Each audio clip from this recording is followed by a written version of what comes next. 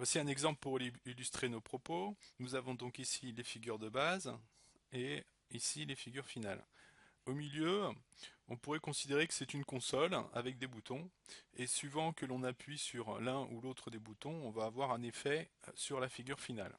Par exemple, ici nous avons ce bouton qui transforme la figure de base, qui agrandit la figure de base. C'est-à-dire qu'on a un petit rond ici et lorsque le bouton est activé, on va avoir un grand rond en figure finale. Ici, donc le bouton est activé aussi, le même bouton que sur la première ligne. Donc on voit que le carré a augmenté de taille. Et il a changé de couleur. Donc il a augmenté de taille en appuyant sur ce bouton, et sur celui-là, on change la couleur.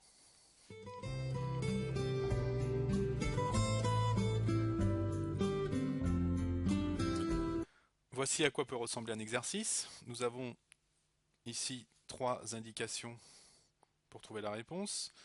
Là, la question, et en bas, 5 choix de réponse.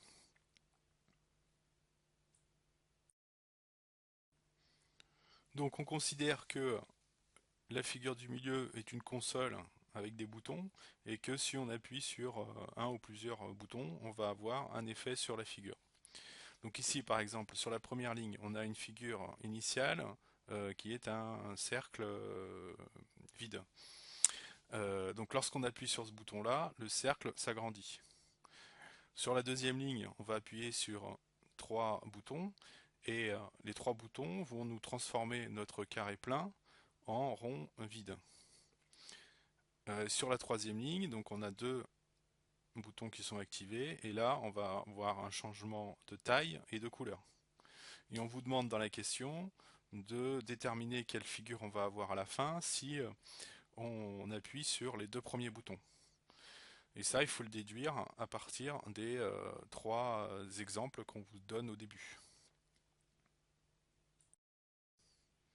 Si on regarde la première ligne, donc un seul bouton est activé et ce bouton permet de changer la taille du symbole. Si on regarde la troisième ligne, on voit que le troisième bouton est activé et que la taille change entre la figure initiale et la figure finale. Le premier bouton est activé aussi et on voit que la couleur change aussi. Donc ça nous permet de déterminer déjà le premier bouton de la question. Donc ça sera un changement de couleur. À l'aide de la deuxième ligne, on peut déterminer le rôle du deuxième bouton, puisqu'on connaît le rôle du premier et du troisième. Donc le rôle du premier, c'est un changement de couleur, et le rôle du troisième, c'est un changement de taille. On voit que on voit que la figure change de forme. On passe d'un carré à un rond. Donc ça sera le rôle du deuxième bouton. Donc on va changer de forme. Donc si on reprend la question, donc on voit qu'il y a un changement de couleur et un changement de forme. Alors on va avoir un cercle vide. Et ça correspond à la réponse E.